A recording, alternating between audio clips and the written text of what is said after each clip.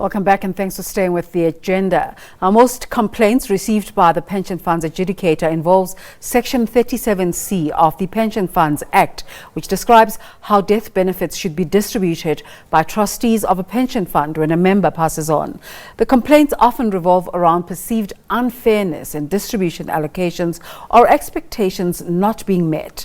Section 37C of the Pensions Fund Act places a clear and onerous duty on the Board of Trustees in terms of determining the fair and equitable distribution of death benefits of fund members. Now, to explain this further, we're joined in the studio, and it's quite an important conversation. I would urge our viewers to really take the time to listen in on this one, because it's one of those conversations that almost affects everyone. We're joined by the Chief Financial Officer from Fedgroup Sheldon Fredericksen.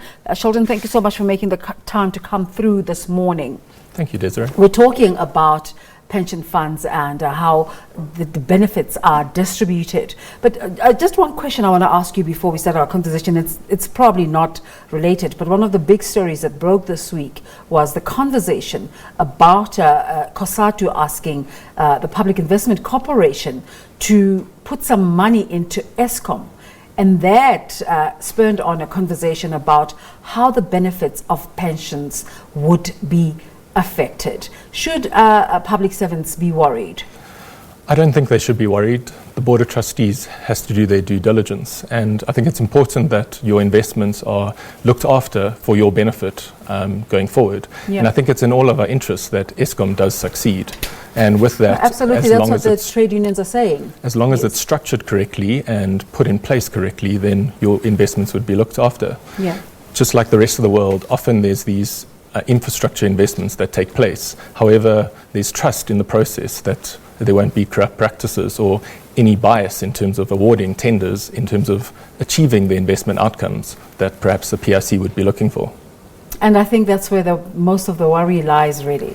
But back to our conversation about just making people aware about the processes of determining who gets what from a pension allocation. Take us through that. So we all should be saving for our pensions, trying to look after for ourselves. But with unfortunate circumstances of your death, you won't be here to actually dictate how that should be distributed. And that's where this process kicks in, is that at the point in time of you passing away, your life circumstance may be different to what you previously wrote down on your piece of paper.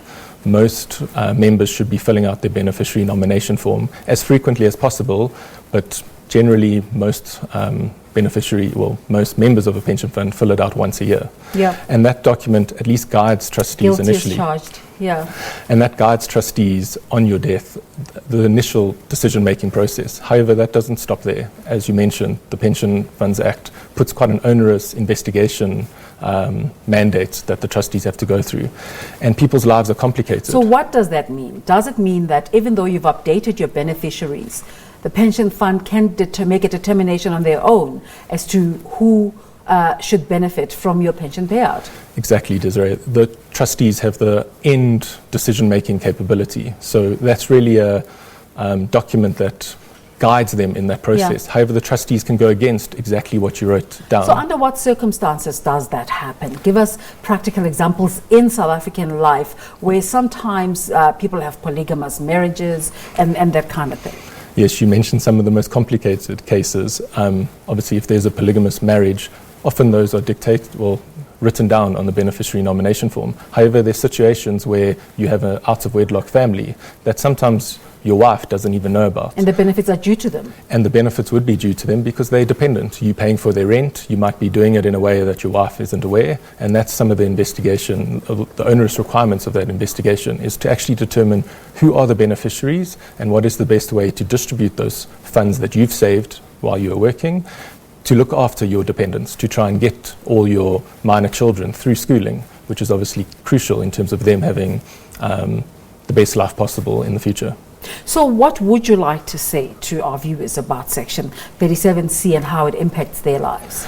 So it's crucial that that beneficiary nomination form is filled out as regularly as possible. Each time there's a change or something comes to mind that my mother depends on me for this payment, and if I pass away, I would want some money to go to her so she can continue to live in the life that she has now. So to update that, to make sure it's fully complete with all the information necessary, even if it is tricky information to put there, as mentioned previously. So it's crucial that that is in place. Updated. And then that your employer also is aware of some of your wishes, because often in the pension fund, that's who they would go to, the people that know them best. As part of this investigation, especially in South Africa, lots of people do live a cash-based life. And it's very hard to find a trail or an audit trail to determine where the benefits should go. So what if a viewer says, what's the use of updating this benefit form if it can be bypassed for some reasons? So if it is updated, then and the investigation goes, it will speed up that investigation. Okay. It guides the trustees. Simplifies things. So it simplifies things, and generally that is the guiding principle that you go through. But as you find any other information that isn't on the beneficiary nomination form, then a full investigation has to continue. And the pension fund has up to 12 months to distribute these death benefits, which you as the member who has now passed away wouldn't want your wife or your dependents waiting that length of time to at least get access to some of the funds. I think some of the other questions people want to ask, and I know probably not the same conversation, but the difference in terms of pension payouts. People always get confused about, do you take a lump sum, do you take regular payouts? What's the best way to go? So it depends on the purpose of why you need the money, and that's where a financial advisor can offer that advice to any beneficiary. However, a lump sum, people generally look at the money and think it will last forever, and that's where the regular payment sometimes is more appropriate for most people, because it puts strict a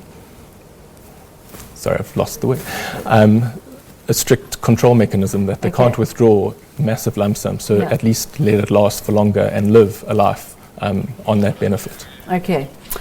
Sheldon, just the overall message about retirement, because we're talking here about benefits in terms of a person who's already passed away. Yes. But if you haven't passed away and you're still earning, it's good income. It helps you deal with a lifetime of your pension after retirement.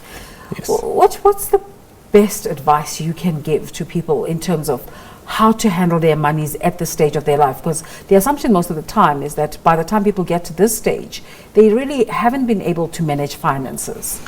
Yes, the delayed gratification that a pension fund savings has is difficult for people. You want to live a life now, but to think that you're working for probably 30, 40 years and you need to save with the current medical practices for 30, 40 years worth of retirement where you're not working. And that to save now is very difficult with the increasing costs in the economy. It's very hard for people to actually have that delayed gratification and save. And that's why it's key to start early, to understand where you are going and the outcome that you want to reach. What you're doing now, is it going to get you to that goal? And understand the forecast or what benefits you could have when you retire, and is that actually going to be enough? And the other conversation is that people are now going to live over about 100 years, and that's a conversation for another day. Yes. Sheldon Fredericksen, thank you so much for coming through to talk to us today. Thank you for having me. Sheldon Fredericksen is with the Fedgroup. Let's take a break. We'll be back in a moment.